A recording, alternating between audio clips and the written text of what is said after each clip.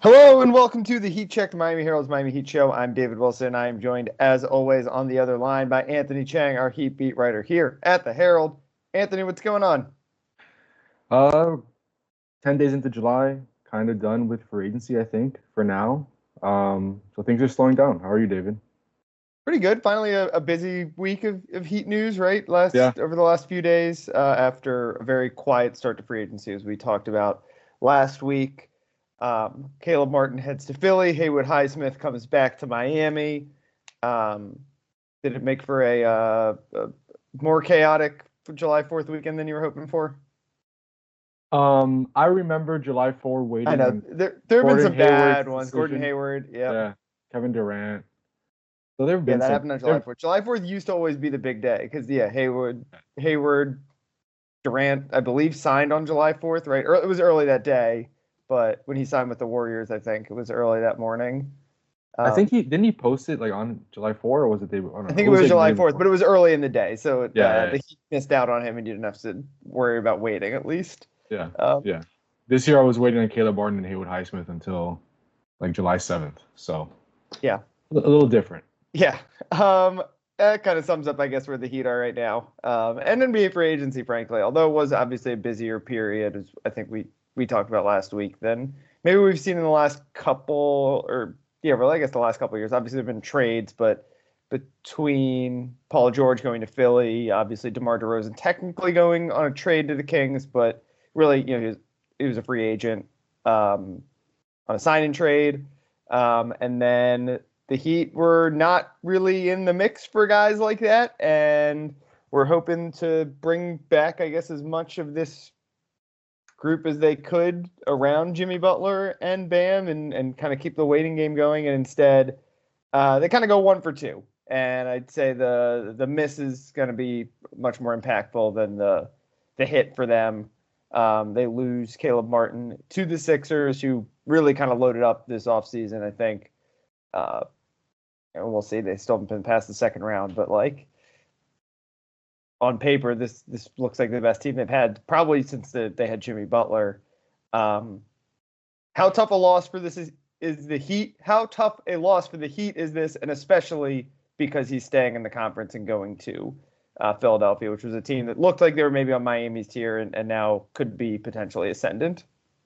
I think it hurts for two reasons. One, obviously you mentioned it. He goes to a Eastern Conference contender, right? Yeah, Philly gets better on paper. Philly probably has the second best team in the East, I would think, yeah, behind Boston. I feel like they've already passed Milwaukee and New York up just getting Paul George and Caleb Martin, re-signing Oubre and adding Eric Gordon to a lesser extent, but still just adding role players to that really talented core. mm-hmm. Um, they just look like really obviously top to bottom a very good roster. And I also think it's painful because I think entering free agency, we really didn't expect Caleb to be back, right?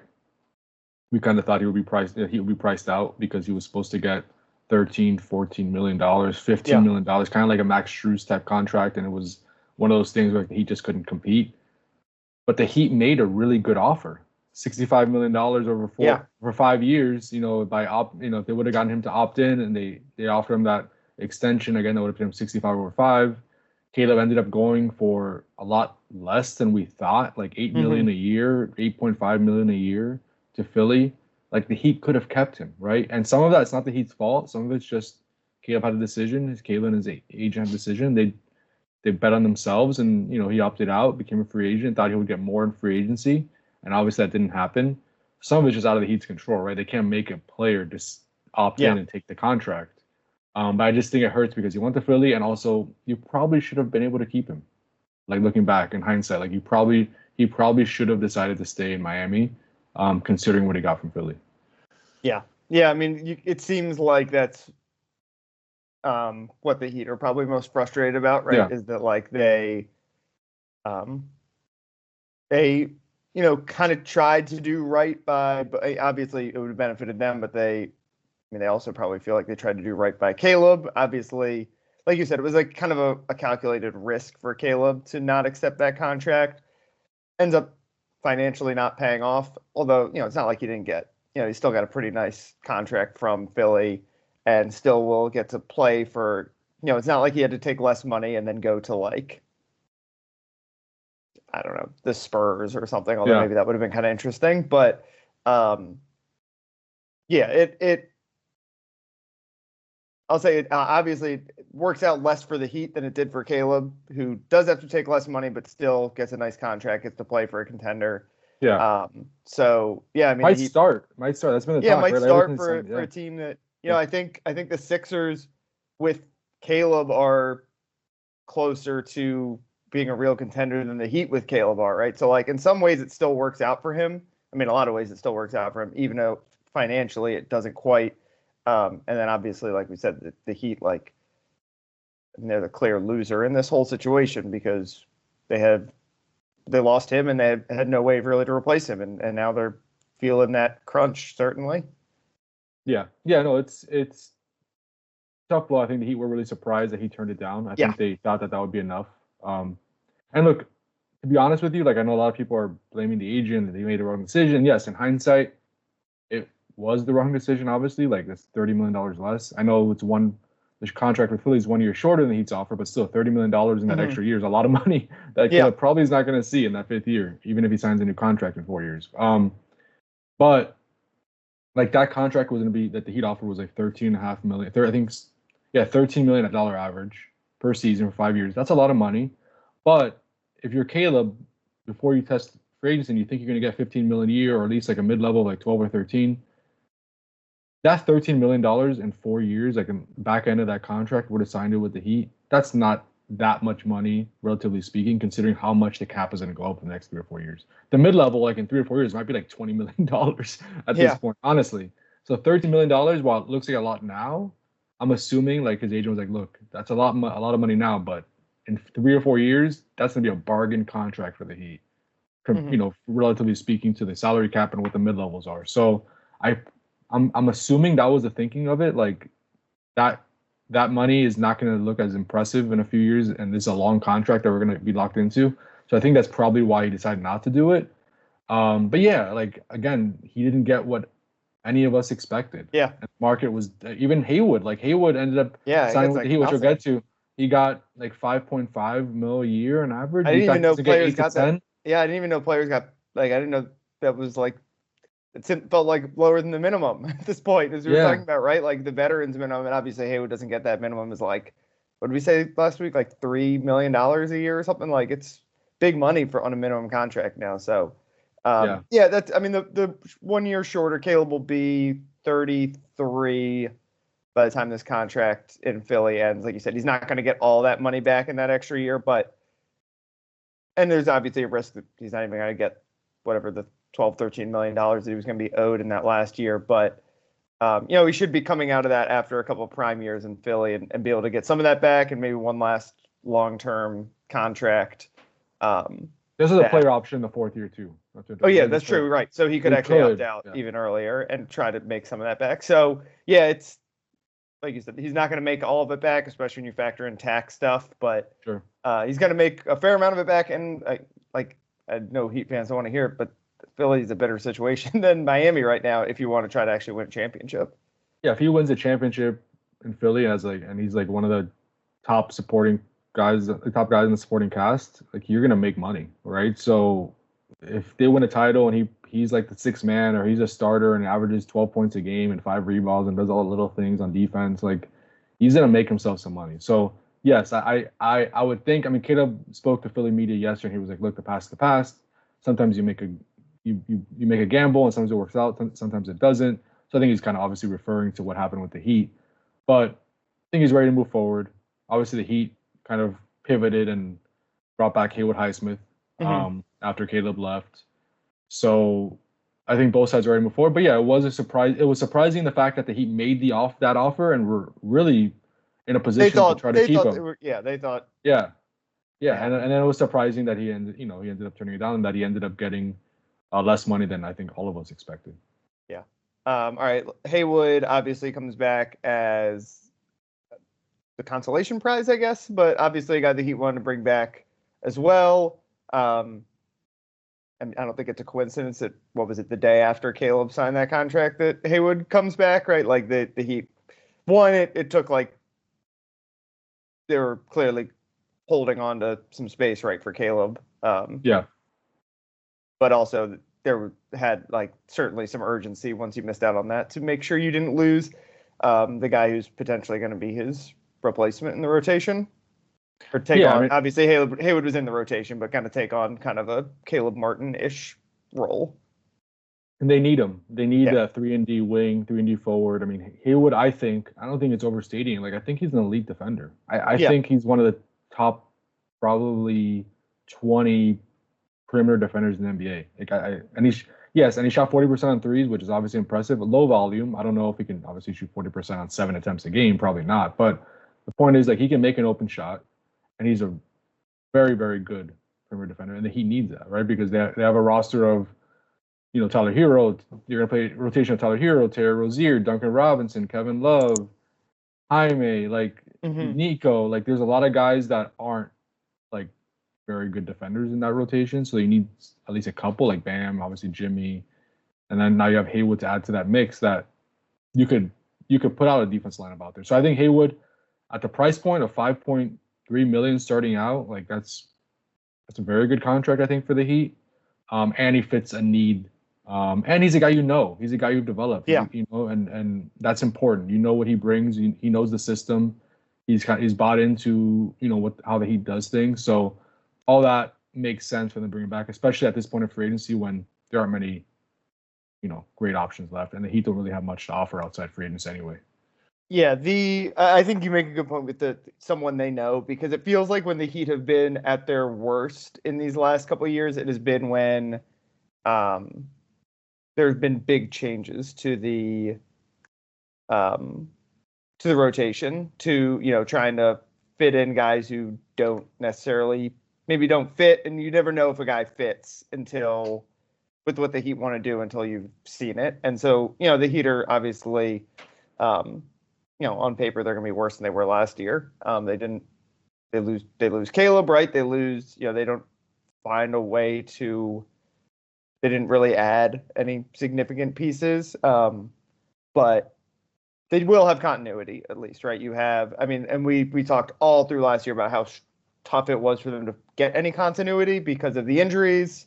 But the key guys are still the same key guys as last year, basically. And the path forward for the Heat is get more from Jimmy Butler just in terms of volume of games played.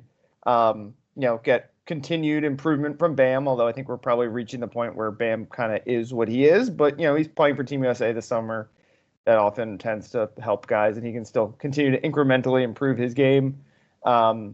Get improvement. Tyler Hero should still be improving. Get improvement from Jaquez and Jovic and the guys who are your youngest players, and then kind of trust that guys like Haywood Highsmith and Duncan Robinson, like kind of those core rotation guys, I guess, or role players, can just with the continuity will continue being steady there as opposed to some of the last couple, some of the worst years for the Heat over the last few where it felt like the role players just were not. It's honestly it's been the difference between the best Heat teams and the worst Heat teams over the Jimmy Butler era is. Jimmy, at least come playoff time, has been so steady. Bam is so steady. It's been what do those role players give you? And the Heat at least have some continuity there. Yeah, I think the only new faces on the standard roster are the two picks, obviously Khalil and Pella, and then Alec Burks. That's it. Yeah. Everyone else is returning. And I know fans are like, really? Like that we're going to do this again?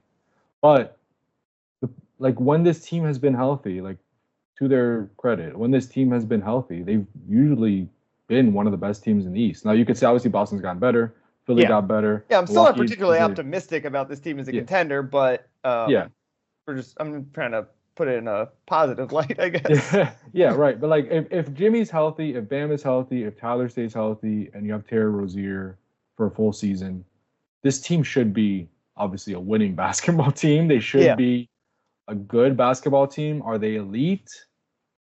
Relatively speaking to other teams in the East, on paper, probably not, right? Like this team seems slotted like in the fifth to seventh, eighth range at this point. But like you said, they're going to rely on internal improvement. They've done this before. We're like, how are they going to get better? How are they going to get better? And then all of a sudden, Gabe Vincent and Max Strus are starters in the NBA Finals, and Caleb Martin comes out of nowhere. And Jaime Haka is, so like they're gonna really rely on obviously the improvement of Jaime and Nico.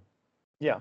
They could say, well, Josh Richardson coming back from injury is like a minor addition, right? That's gonna help. Jimmy Butler playing more than 60 games is gonna help. Terry Rozier for a full season, not out for in the playoffs. How many games did Terry even end up playing for the Heat? I think 31 maybe. Yeah. But like he played Jimmy, Bam, Tyler, and Terry played 10 games together all season.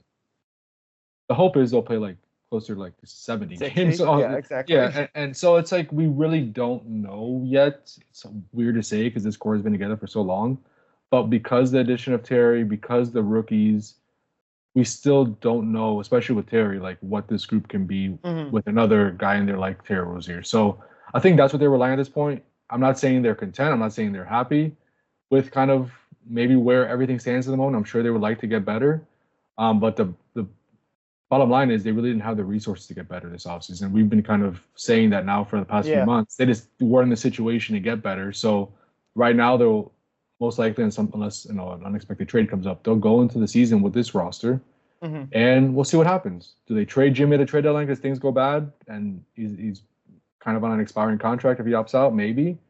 Do they make another trade? Maybe they make a trade to improve the roster around Jimmy. I think this is what I think they're doing. I think we'll see what happens next offseason, but this could be the final year of this core, especially with Jimmy's contract and how it lines up.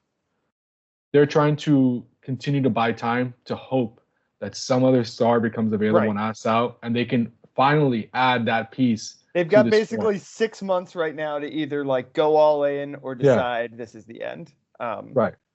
And we'll see what happens. They're trying to push it all the way up to the edge. Exactly. Which I think is the right thing. Jimmy Butler, given his age and all that, like whenever you trade him away, it's not, I don't think you're going to get I don't even think you're going to get like a Rudy, like if you trade him at the deadline, are you even getting the Rudy Gobert haul? Like I know he's a much better player than Rudy Gobert, but like given his age and contract situation, like, you're pushing it up to the edge, but I think it's the right move because you do have the Bam pivot to go to at some point here. As far as where they stack up in the East, like, it's hard to say that, obviously Boston is kind of, I think, on their own tier right now. The Knicks, and then on paper, I think the Knicks, Sixers, Bucks, and obviously the Knicks are kind of a new group. We've been talking about the Heat in the same tier as the Sixers, Bucks, Celtics, right? That those have been their peers in the East. You add the Knicks in, but I think all three of those teams right now are kind of clearly ahead of Miami, who is now, I don't even know if they're on the bottom end of that top tier. I think they might be at the top end of kind of the next tier, which is obviously like a massive departure from where they have been for basically the entire Jimmy era. So we'll see. But this Heat team has obviously proved us wrong a lot. I don't view them as a like real title contender, but I view them as a team that, like you said, like if they just play, like if Jimmy Butler just plays 65 games or 70 games or whatever, then like this team should be a top 5. The team should at least be out of the play-in. Which I agree. In the last couple of years. I agree. I think people are saying, well, they're a playing team for sure. Like I don't know, but if they're healthy, like I said, I think those top 4 kind of. Yeah. I'd be surprised if any of those 4 are in the play-in, barring an injury, which is obviously with the Sixers always got to mention it. And to me, it's like Miami, Orlando, Indiana, like that kind of feels like the next little group to me. And like I don't think Orlando's still so young, and Indiana, I know they went to the East Finals, but that was kind of like a by default made it to the East Finals kind of thing to me. Like they got swept out of the East Finals, and I think it's a long. They need to make a huge move to get back to title contention, but as you said, they're still just trying to buy time, I think. Yeah, I agree. I think that next group is Cleveland, Orlando, Indy. Oh yeah, Cleveland. I forgot Indy. And I think if the Heat are healthy, they could be the best team in that group. They're certainly the most accomplished out of that group. Yeah, it depends. Sure. It basically depends what you think Jimmy Butler is at this point, right? Like I think it is fair to wonder if he is. This is a conversation we've had a million times, and we'll have a million more times. So I don't think we need to go too in depth with it. But yeah, I think you're right that they're just trying to buy as much time as they can because they know this team's gotten really, really close a lot. I understand why they want to try to like take one more swing at it, even if it's pretty low percentage gamble that you're gonna be able to get another star in here to complement Bam and Jimmy. And even if you do, you're gonna have a really thin roster around them. So, although they have built up a nice little bit of depth, where maybe if you do like what Phoenix does and trade everything for a star somewhere here, then you actually have a fair amount of like competent NBA players. We talked about it all last year. The depth was way better than it had been in the last couple of years.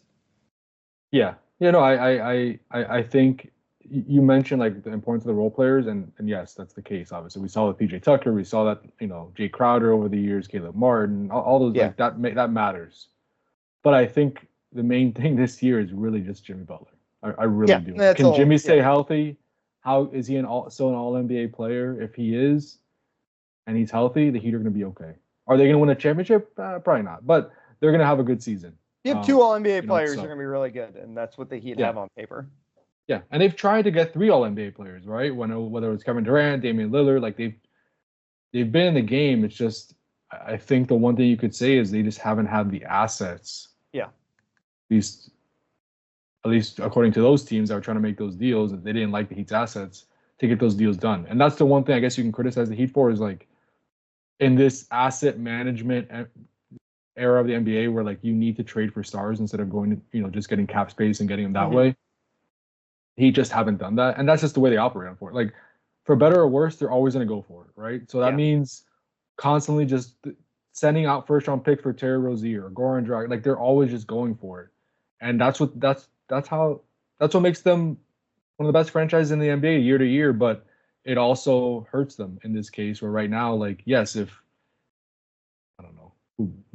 Brandon Ingram gets traded, like they probably don't have, or Lauri Markkanen gets traded, like they probably don't have enough. Kyle Kuzma's having an all-star type season, and look, I was gonna bring this up and I forgot when you were talking, but like, who thought the Boston would get Jrue Holiday in our camp? Yeah. Like you never know, and it doesn't have to be a suit. Like Jrue Holiday is not a superstar, but he's a really nice player. Yeah, the Heat don't need a Kevin Durant to be a contender. Right. They need a guy, an all-star caliber player. A second/third star, a guy who, obviously Bam's such a unique second option, but I think both of us believe he's like can be the number 2 guy on a championship team. And if you still think Jimmy can be number 1, then you just gotta put some pieces around them. The point is like you just never know, right? Like again, nobody thought Jrue Holiday was end up going from Milwaukee, then end up on Boston. Yeah. Or for the season, and Jrue Holiday plays a huge role in helping Boston win the championship. So I think that's what the Heat are trying to do here. Like right now, this is the roster, but I do think they're like trying to position themselves as much as they can. If somebody becomes available, if there's an opportunity that comes about on the trade market, to put themselves in the game, because I think they know that, like you said, this is coming up on the end here prior to this era. Yeah. And they're running out of time to find that guy to add to this core. And you could say it could be Terry, right? We don't know yet, but they're going to keep looking, until the clock runs out. All right. Should we wrap up with quick summer league? They're playing. We're recording this Tuesday morning. They're playing tonight, so obviously Vegas is this weekend, or over the next week. So that's when we'll get our most chances to see some stuff. But Khalil Ware looked pretty good. He got destroyed in one of these games. I don't know, I haven't actually been able to watch any of it. Do you have any just quick thoughts on early impressions of Ware and some of these young Heat players?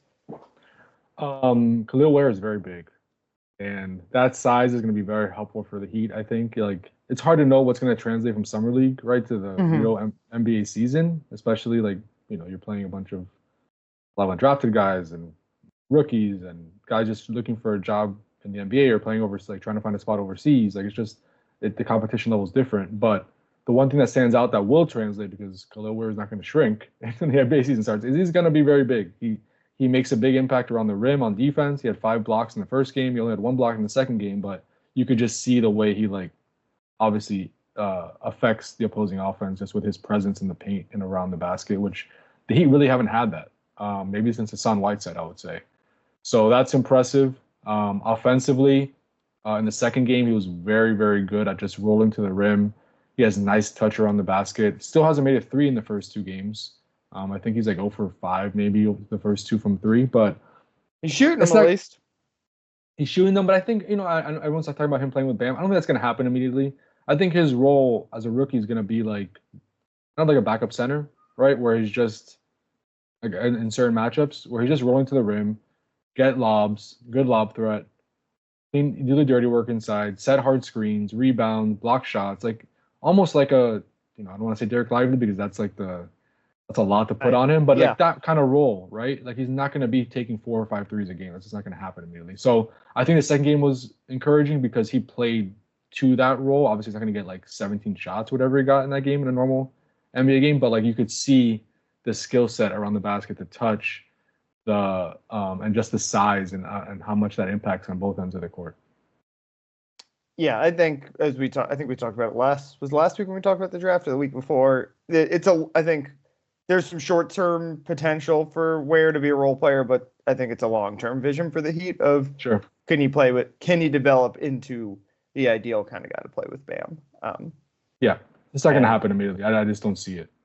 I think that goes back to kind of the two-track mind the Heat have been kind of operating on over the last year, basically since they missed out on Damian Lillard, right? The thought of the future and also win now. So also shout out to Cole Swider who like is shooting 71% on threes through Summer League legends. He shot 47. I didn't realize this until I was writing about Cole Swider last week. Cole Swider shot 47.1% on 10 3-point attempts per game in the G League last season. That is insane. Like, is he gonna be like? You think he's gonna be on the Heat this year? Like, do you think he could he be the next in line for this team? I honestly thought there was a chance, but once they filled that 14th spot with Haywood, they're kind of done. I guess they are. Signing they have an extra roster spot, but signing Cole would put him over the second apron, which I don't think they're going to do. That for Cole Swider. So it would have to be a trade to like open up more room for that to happen, or Cole I guess could return a 2-way contract. There's a qualifying offer, right? Yes. But I mean, if he keeps playing like this, I can get a standard from somebody at the end of summer league. Like a 6'8" shooter that this good as a movement shooter, catch and shoot guy, has like already some experience, under his belt, 2 years of NBA experience, a lot of that in the G League, but still, there's definitely a place for him in the league. So that's the risk right now with the Heat. He's a restricted free agent.